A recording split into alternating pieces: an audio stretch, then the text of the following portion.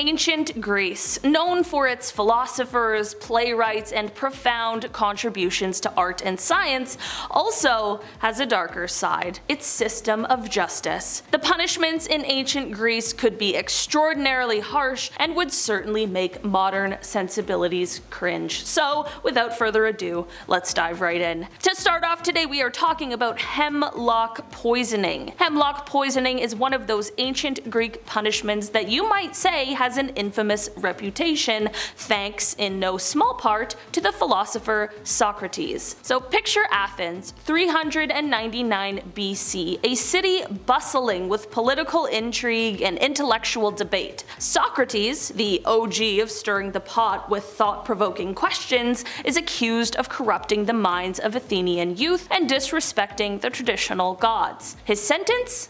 Death by hemlock. Now, hemlock isn't your standard poison. When you drink this nefarious brew, it slowly paralyzes you, starting from your feet up until it reaches your lungs. But here's the kicker: while this is happening, you're fully conscious until your final breath. Socrates took this sentence in stride, using his last moments to philosophize about the nature of life and death, which only added to his legend. So next time you're sipping on something bitter, spare a thought for old Socrates, who turned a deadly drink into one of history's most dramatic exit speeches. Next, we are talking about ostracism. Imagine living in ancient Athens where your social life and status are everything, and then one day, bam, you're voted off the island, so to speak. That's ostracism for you. In this uniquely Athenian twist on punishment, no blood was shed, but the social consequences?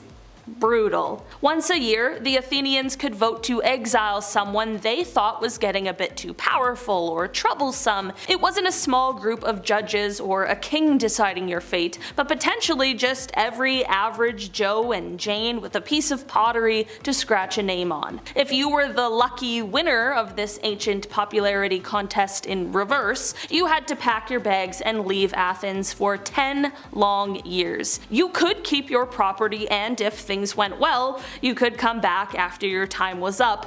No hard feelings, officially anyway. But imagine the hit to your social standing. One day you're a well-known figure in the bustling agora, and the next you're a persona non grata, hoping your friends will remember you a decade later. Ostracism wasn't just about keeping ambitious folks in check, it was a dramatic reminder that in Athens, being part of the community was everything, and losing that was one of the harshest penalties imaginable. Next, we are talking about Talionic Punishment. This punishment, or the law of retaliation, encapsulates the idea of an eye for an eye. It's a bit like the world's oldest version of payback. In ancient Greece, this wasn't just a metaphorical suggestion, it was taken quite literally. If you were caught in the act of, say, gouging someone's eye out, the legal system would ensure that the same gruesome fate befell you. This kind of justice was all about balance and symmetry. The punishment had to directly match the crime in severity and nature. It's a very straightforward, albeit kind of harsh way to keep people in line.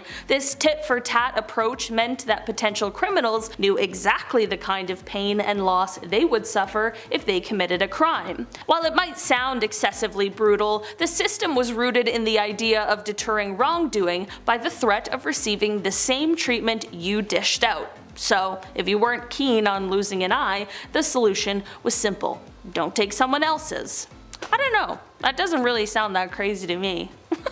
I don't know if that says a lot about me or not, but it's kind of like, okay, well, don't do it. It's like the golden rule: treat other people how you want to be treated, but like a dark version of that. Okay, anyways, next up we are talking about keelhauling. Keelhauling might sound like a word from a pirate adventure, but it's actually a really grisly maritime punishment that's been around since ancient times. The actual earliest known mention of keelhauling is from the Greeks in the Rhodian Maritime Code of 700 BC, which outlines punishment for piracy. Think of it as the ultimate underwater nightmare. A sailor, often tied with a rope, is thrown overboard and dragged under the ship from one side to the other. The ship's bottom is not smooth. It's usually covered with sharp, crusty barnacles and all sorts of marine junk, and as the poor soul makes their underwater journey, these barnacles act like knives, slashing and scraping across the skin, and this punishment wasn't just about the intense pain or the very real risk of drowning. It was a stark warning to all other sailors. Step out of line and this could be you. Originally noted in ancient naval records,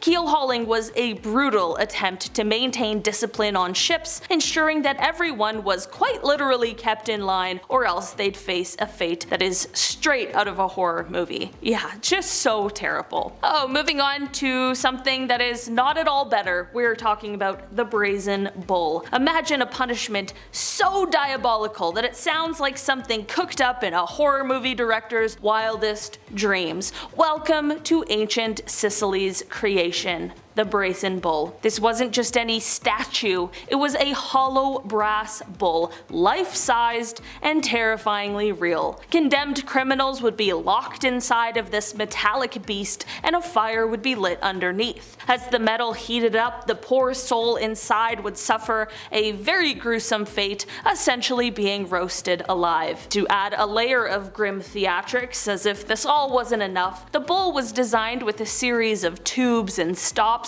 that transformed the screams of the condemned into sounds resembling the bellowing of an angry bull. Okay, that is just messed up. It's said that the inventor, Perillus of Athens, wanted to please Phalaris, the tyrant of Acragas in Sicily, with this horrific spectacle. Ironically, legends say that Phalaris was so disgusted, or perhaps intrigued by the hideousness of the device, that he decided to test it on Perillus himself. Talk about a creator falling victim to his creation. This method of execution is a chilling reminder of the lengths to which human cruelty can go. Like the sound, they really just didn't have to go that far. You know, it just seems like really we just pushed it as a little one step over the line. Okay, maybe 45 steps. Next we are talking about the Wheel of Torment. This was a frightfully effective method used in ancient Greece to deal with the worst of offenders. A massive wooden wheel, the kind you'd rather see on a peaceful watermill and not in this context. The unfortunate soul condemned to this device would be tied spread eagle across it. Then the grim process began.